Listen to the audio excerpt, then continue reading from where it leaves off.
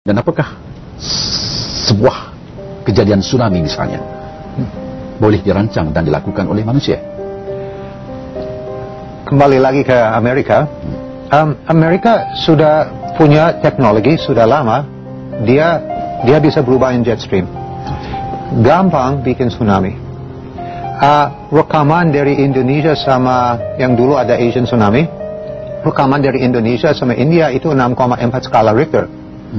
Gempa bukan di atas 9 skala Richter. Dari data saintifik, 9 skala Richter, 1000 km diameter, habis. If lihat dari televisi Indonesia seperti Metro TV, dulu ada amateur video tsunami masuk Aceh. Di depan tsunami, biasa-biasa aja, tidak ada gedung jatuh, nggak ada kaca pecah, nggak ada tembok jatuh, nggak ada indikasi ada gempa bumi 9 skala Richter.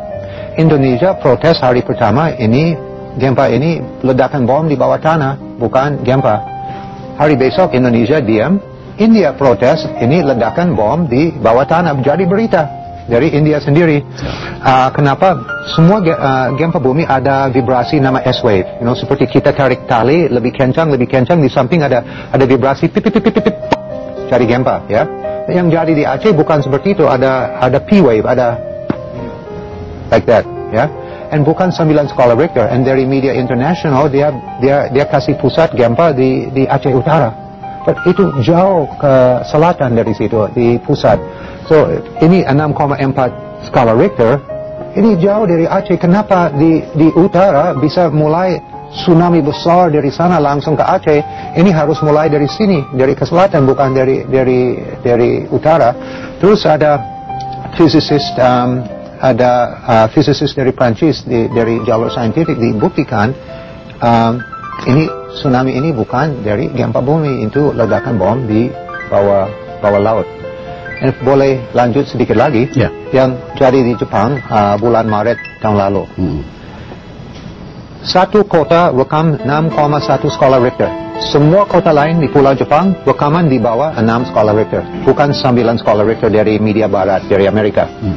Terus suasana waktu tsunami datang biasa-biasa aja. Kenapa ada media helikopter di tempat tsunami dari air laut, di tempat dia jatuh dari air laut, ada media helikopter lagi shooting live. Terus tsunami sampai ke sana, ada helikopter satu lagi shooting live. Mana ada media naikin 2 helikopter untuk 6 skala Richter gempa? Nggak mungkin. Itu bayar ongkos helikopter juga mahal. Lihat di video masih ada di YouTube, orang mau lihat. Pas tsunami ini masuk Jepang, nggak ada kaca pecah, nggak ada tembok jatuh, nggak ada jalan rusak, nggak ada indikator sama sekali ada 9 skala Richter. So saya sendiri sangat suspicious. Ini ada perlu diinvestigasi. Berarti tim-tim investigasi internasional dari Barat, New World Order pegang tim-tim ini. So masalah tidak bisa percaya hasil dari dia. So the teknologi untuk bikin musim kering atau wet season lebih panjang sudah ada dari sistem HAARP, high frequency radio wave dari Amerika.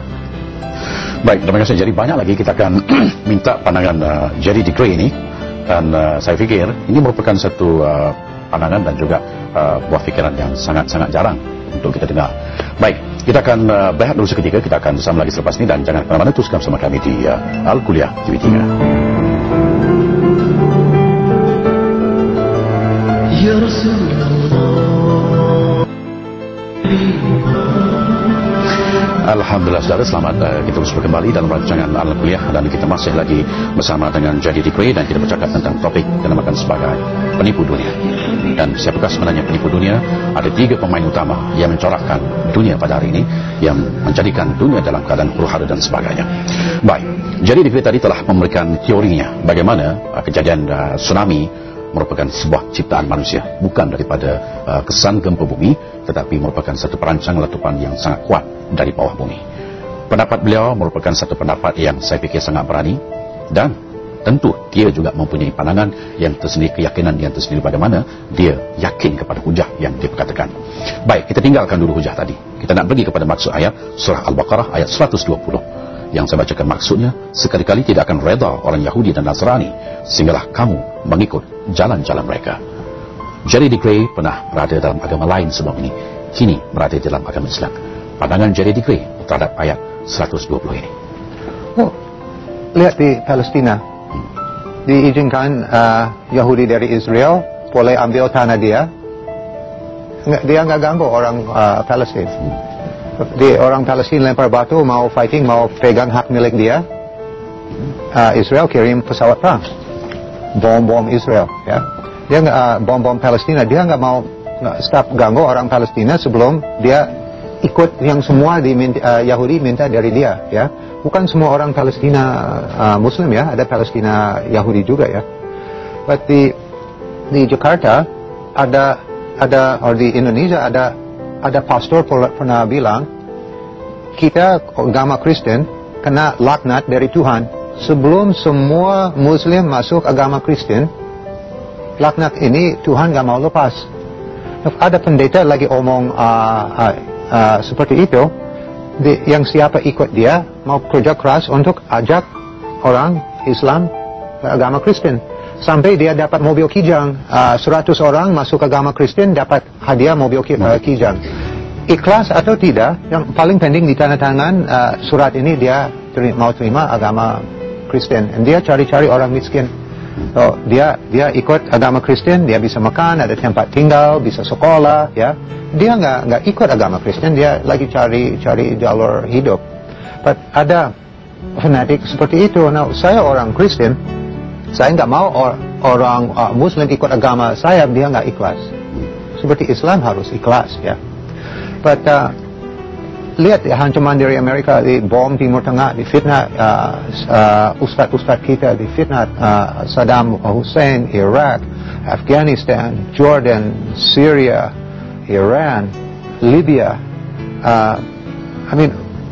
Gaddafi masih hidup hari ini, saya bisa cium tangan dia, saya mau cium tangan dia.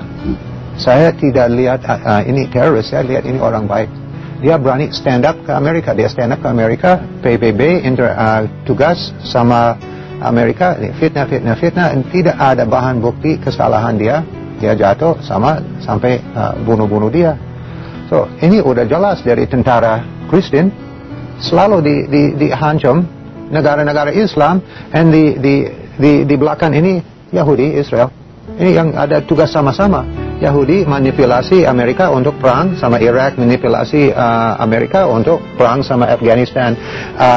Orang Israel sendiri saya lihat takut, dia manipulasi orang, dia sendiri nggak mau perang. Sudah semua mati, nggak ada tenaga, baru dia berani maju. Memang dia mau kita ikut dia. Itu sudah jelas. Yang ayat ini di dalam Al-Quran kita bisa lihat sehari-hari dari berita. Memang dia nggak mau berhenti sampai kita ikut agama dia.